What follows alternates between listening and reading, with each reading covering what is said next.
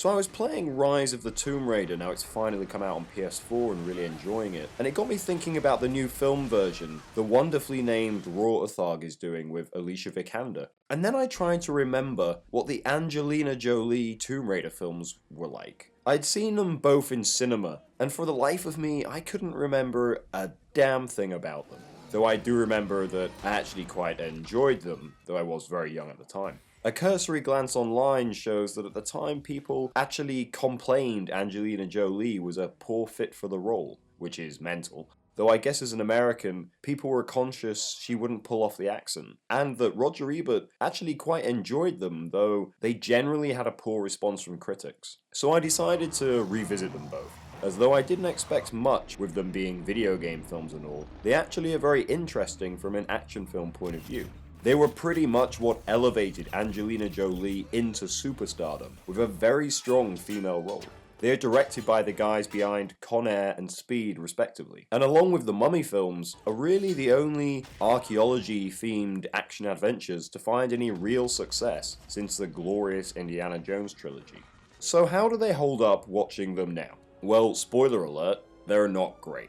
Actually, the first is pretty atrocious, whilst the second one is a very flawed but ultimately somewhat respectable stab at least at adapting the games. I don't want to make this too much about comparing the games to the films, but one thing to remember, of course, before we get into this, is that these films are based on the much older games and the critically lauded recent efforts, with both films being made even before the awful Angel of Darkness on PS2. So if you haven't seen them, don't expect anything in the way of gritty survival, as that simply wasn't a part of the series. What was a part of the series was the archaeology angle. Lara Croft, the Tomb Raider, does just that. She raids tombs. She's not the most delicate of people and could probably have a bit more respect for the ancient antiquity she's after, but generally, she's someone who wants to discover and explore and ultimately learn while saving the world.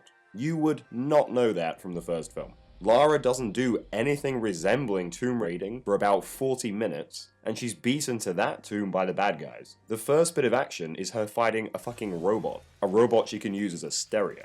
Which reminds me also that the music in this film is fucking terrible.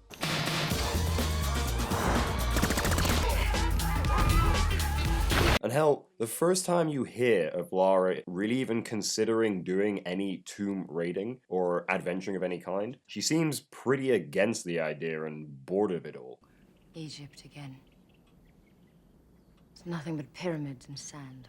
And when she finally does get out to do some actual tomb raiding, sadly it's not that great. This is a film that actually shot on location in some amazing places, and yet everything just looks so flat. It's like watching that Tia Carrere Lara Croft ripoff Relic Hunter with everything really overlit and choppily edited. It's something Simon West has an issue with often, but this is by far the worst of it. You're in these ancient, dusty, supposedly majestic and mysterious places, and yet it feels like you're at Universal Studios. It's sad, as the film has a real dedication to having some mad shit in it that I respected, but it feels so rushed and looks so cheap that you can't really enjoy it. I mean, what is this? Now the thing I was really into was Lara Croft herself, and not just because she looks incredible. Angelina Jolie gets the character, and the film does know that she is its greatest asset. Her English accent never once bothered me. There's no rest for the wicked.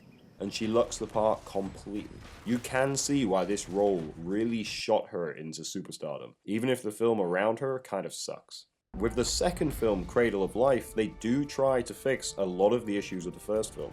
We jump straight in with an actual raiding of a tomb, and feel genuinely like Lara is in charge and the one that is leading the expedition. She works out where the tomb is and she gets us in there, and is the only one to get out. She even rides a shark, which was weird, but I dug the idea of it. Directed by Jan de Bont, who is the director of photography on films like Die Hard, this one certainly looks a lot better than the first film. The lighting is genuinely a bit more atmospheric, and the action scenes are a lot easier to follow and not quite as choppy. Like, you can still tell when a set is a set, but it's a little less noticeable. It is pretty serviceable plot-wise from the opening, following pretty much the same sort of structure as the first film, but I went along with it anyway. In the end, both of these films are simply half-decent adventure flicks elevated by a strong lead performance. They feel very hurriedly put together, and yet they do sort of work. One thing that did irritate me about both films is that though Jolie is excellent as Croft, who herself is a pretty great heroine, literally every other character is a bloke, and she has to have a romantic subplot. It soured me on what are otherwise sometimes pretty entertaining action films, at least the second one, and something I really hope the guys making the new film have noticed too. So after all that, were the Tomb Raider films any good? No. At least the first one isn't, and the second isn't that much of an improvement. If you've watched all the Indian mummy films and you can't wait for Tom Cruise to take on an ancient Egyptian evil, then maybe check these out as utterly disposable and completely forgettable tomb raiding action flicks. You will at least get a star-making performance from Angelina Jolie, but don't expect to actually remember what she did in the films around her.